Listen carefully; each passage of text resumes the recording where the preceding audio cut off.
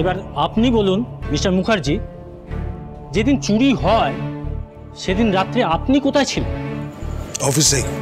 সেদিন অনেক কাজের প্রেশার ছিল, আমি রাত অবধি অফিসেই কাজ করছিলাম।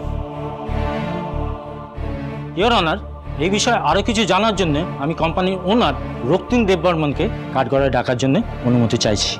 Permission granted.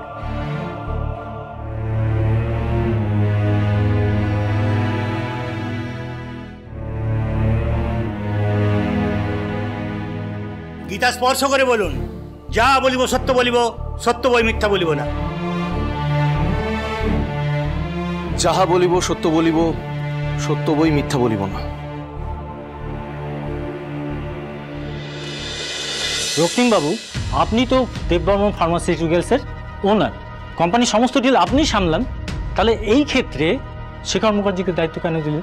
খুব অবভিয়াস ছিল, কারণ শেখর মুখার্জি যোগ্য ছিলেন এবং উনি ডিলটা ক্র্যাক করেছিলেন।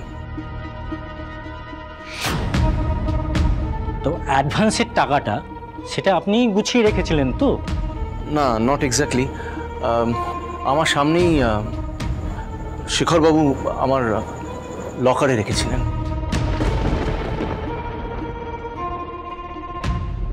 Point to be noted your honour, টাকা পয়সার বিষয়টাও শেখরবাবুই সামলেছিলেন। সেদিনকে অনেক রাত পর্যন্ত অফিসে থাকাটা টাকা সরানোর একটা অজুহাত হতেই পারে। লকারের অ্যাক্সেসও ছিল ওনার কাছে, অতএব বিশ্বাসে একটা চরম ঘা দেওয়ার সুযোগ ছিল ইওর অনার।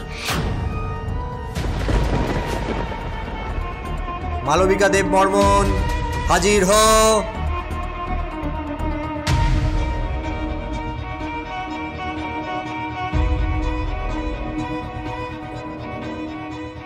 গীতা স্পর্শ করে বলুন, যা বলিব সত্য বলিব, সত্য বই মিথ্যা বলিব না। যা বলিব সত্য বলিব, সত্য বই মিথ্যে বলিব না। Your honour, mister Shekhar Mukherjee এরকম একটা জঘন্য কাজ করবে এটা আমি কোনোদিনও দুঃস্বপ্নেও ভাবিনি। হ্যাঁ, এটা ঠিক যে ওনার ইন্টেনশন নিয়ে আমার যথেষ্ট ডাউট বরাবরই ছিল। আর রিসেন্টলি শেখর মুখার্জির রাইভাল কোম্পানিতেই ওর 2 মেয়ের বিয়ে হয়েছে। ওর নিজের কোম্পানি দেববর্মন ফার্মাসিউটিক্যালসের হাতে ওকে তুলে দিতে হয়েছিল, সেটাও ও সহ্য করতে পারিনি।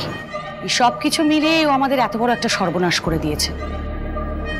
তাই আমি চাই ইওর অনার, মিস্টার শেখর মুখার্জির যেন কড়া শাস্তি হয়, কারণ ইতিহাস সাক্ষী আছে আজ পর্যন্ত খুনিকে মানুষ ক্ষমা করে থাকলেও বিশ্বাসঘাতককে কেউ কোনোদিনও ক্ষমা করে না। আপনি জানেন দিদি ভাই, আমার ভালো বাবা কারোর বিশ্বাস ভাঙেনি। আমার ভালো বাবা বিশ্বাসঘাতক নয়। আপনি বসুন, তা নাহলে কিন্তু আদালত থেকে আপনাকে বাইরে বার করে দিতে বাধ্য হবে। অনিকেত চ্যাটার্জি হাজির হ।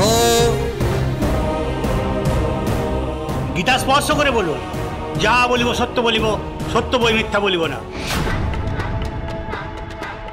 যাহা বলিব সত্য বলিব, সত্য বই মিথ্যা বলিব না।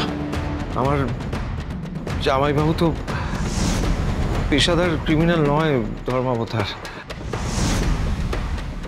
ওই ইএমআই শোধ করতে পারছিল না, তাই হয়তো এই কাজটা বাধ্য হয়ে করে ফেলেছে।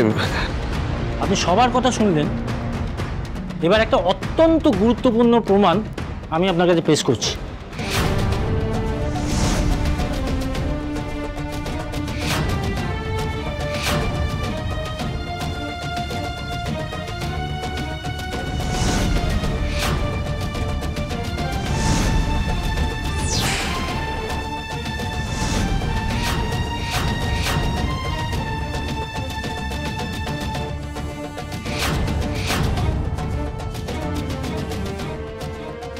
আদালত এবার নিজের রায় জানাতে প্রস্তুত।